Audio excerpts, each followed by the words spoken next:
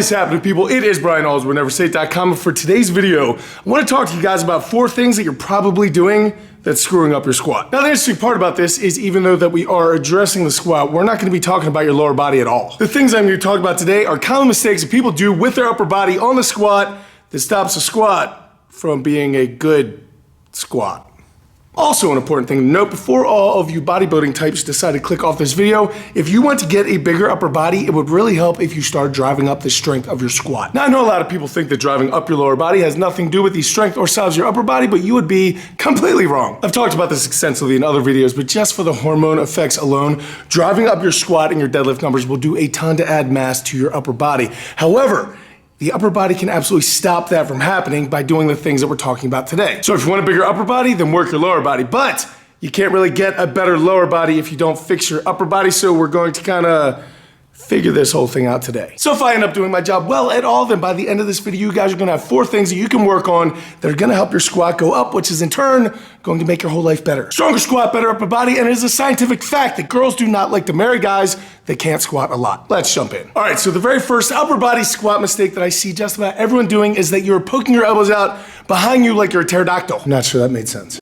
Now, I know many people stick their elbows out behind them because they're afraid that the bar is actually gonna fall off their back. So they're trying to create a shelf by sticking their elbows back there to kind of sit there. That's not gonna work. I mean, it'll work, but it won't work well. In over 2 decades of lifting and being involved in the fitness industry somehow for pretty much the entire time, I've never once seen a bar just fall off the back of somebody.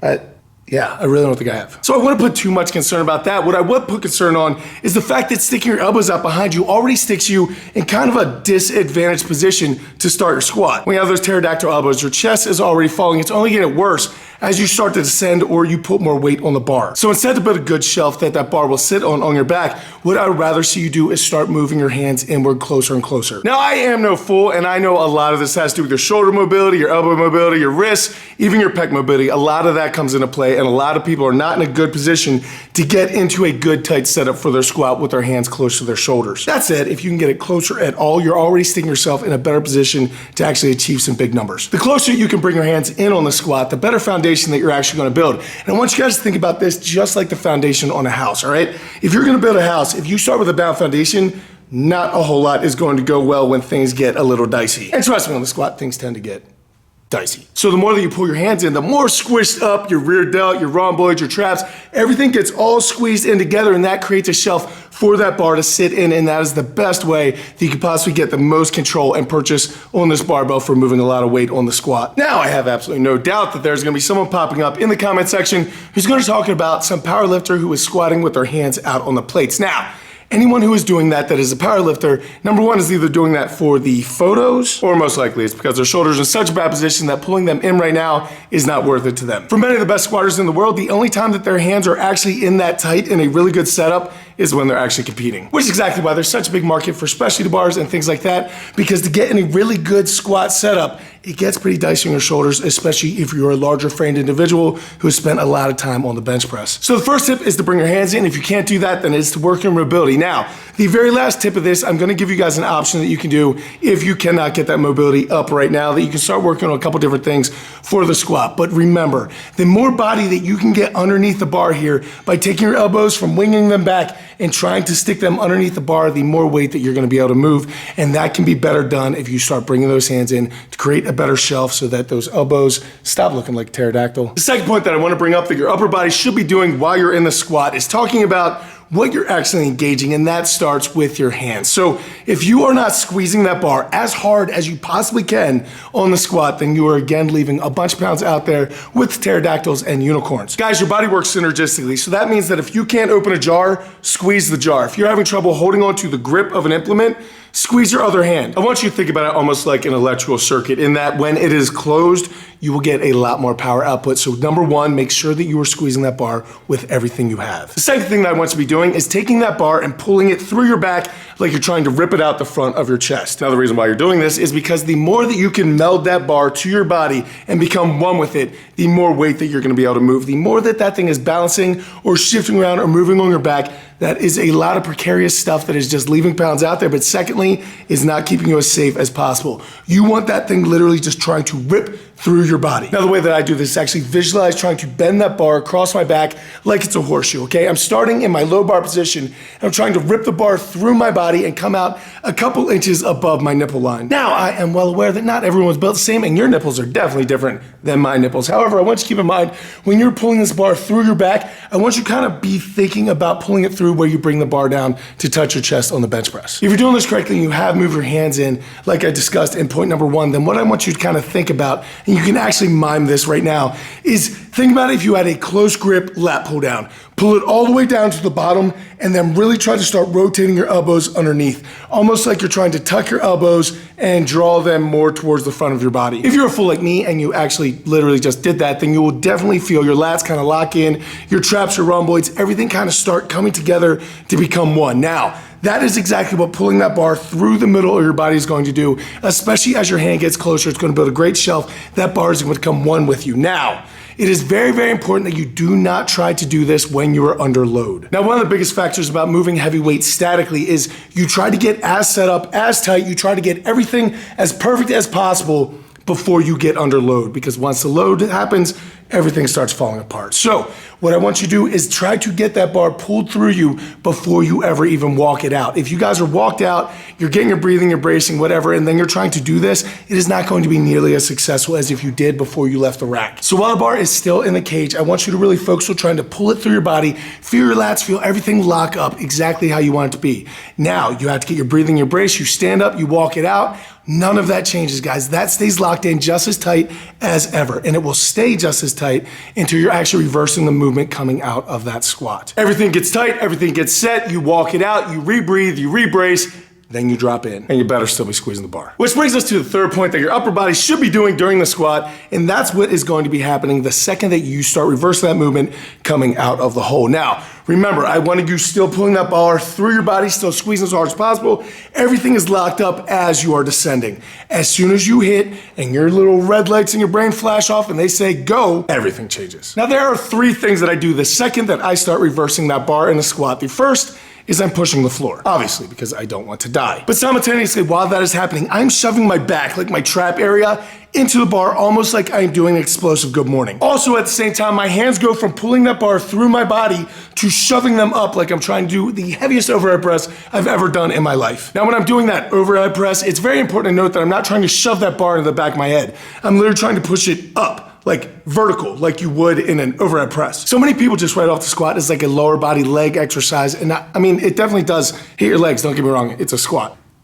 But I personally believe that the difference between a heavy, safe squat and a bad, unsafe squat has everything to do with your brace. I find that it's much more of a core exercise than it is a leg exercise. And part of your trunk, your core, is going to be what you're doing here with your upper body. And slamming your shoulders back, your trap area back into that bar to start standing yourself up is one of the best things you can do. Also, when you're shoving that bar directly up, this is a tip that I got from Jim Wendler many, many moons ago. Like, this was back when 531 came out.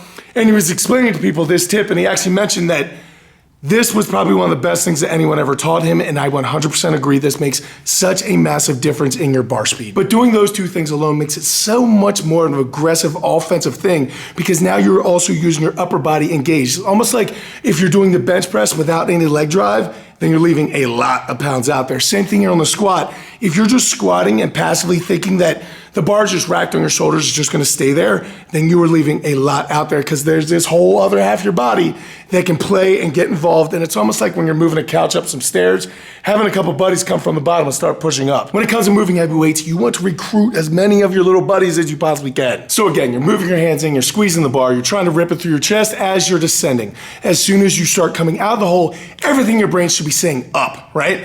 Your back goes into the bar, you're pushing up like you're military pressing.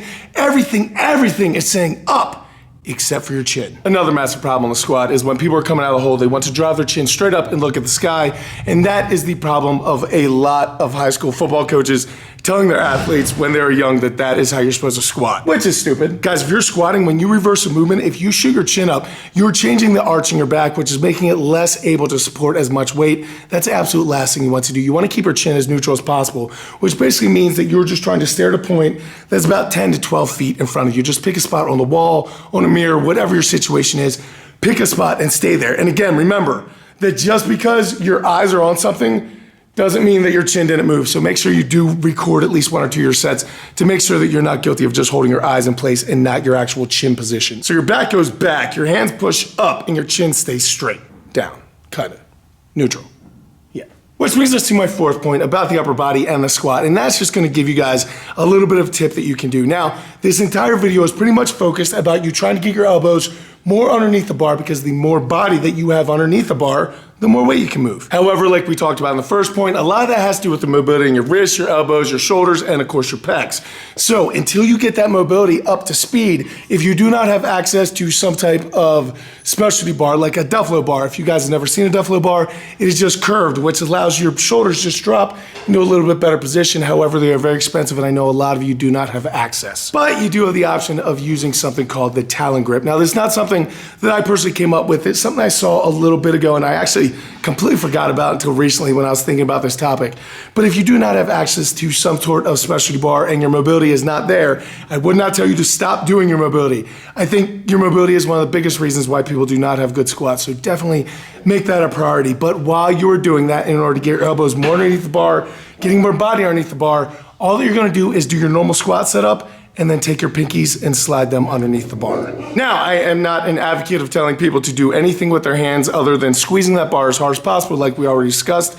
However, if you do not have the mobility and you're working on it, I would like you to see you start using this a little bit, at least in your warm-up sets or maybe some of your lighter sets, so that you can start getting a little bit more of a vertical bar position by driving those elbows underneath, and you're gonna see how it changes just absolutely everything about the squat. This is exactly why I cue people to initiate the squat by pushing your knees out instead of your butt back, is because you can stay more erect, but your elbows need to be in a good position in order for that to work out. Now, this is obviously not the safest option, and if you need to bail, you're definitely in trouble, so that's why I said be very, very careful with it, but you are a smart individual.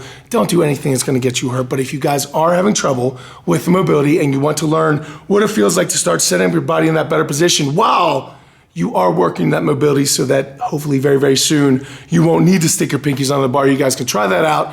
Just try to get a feel of what's actually happening here. But I'd say the 2 biggest things that you can pull away from this are driving your back into the bar while pushing up military press out of the hole. That will make such a difference. It is unbelievable. All right, guys, so there you go. That is all I have for today, but I do really appreciate the attention. I appreciate you guys staying with me, always leaving comments and just doing super awesome things.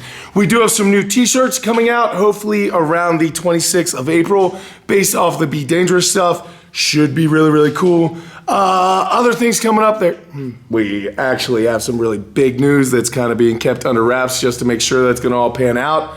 But once it does, you guys are gonna hear about it, and it's gonna be pretty amazing. But dangerous! But dangerous! I think 2019 is going to be an interesting year. I did have a quick question for you guys though. I'm thinking about doing some videos as I'm doing my recovery coming back. On the other side of things, like my medical stuff. Like right now I'm taking like a ton of different supplements and medications, all that kind of stuff, the things with the hyperbaric chamber, all the different treatment things that I'm going through. I'm thinking about kind of documenting that process to show you guys what I'm doing to get healthier. I am super stoked because I'm actually eating 2 meals a day now. That hasn't happened literally in probably over a year. So getting better, guys. So I'm just wondering if you guys would be interested in documenting that, or if you guys are like, nah, it's really not cool. So in the comment section down before, I'm not going to get my feelings hurt if you guys are like, nah, man, not that interested. So let me know if you do want to know about it or you don't want to know about it. Until I see you guys later in the week, I really, really do appreciate everything that you guys do. But guys, I will catch up with you until I do go out to something amazing in my lives. Keep working hard, people. Be nice to each other. I hope this helps your squat, and I'll see you then. But dang!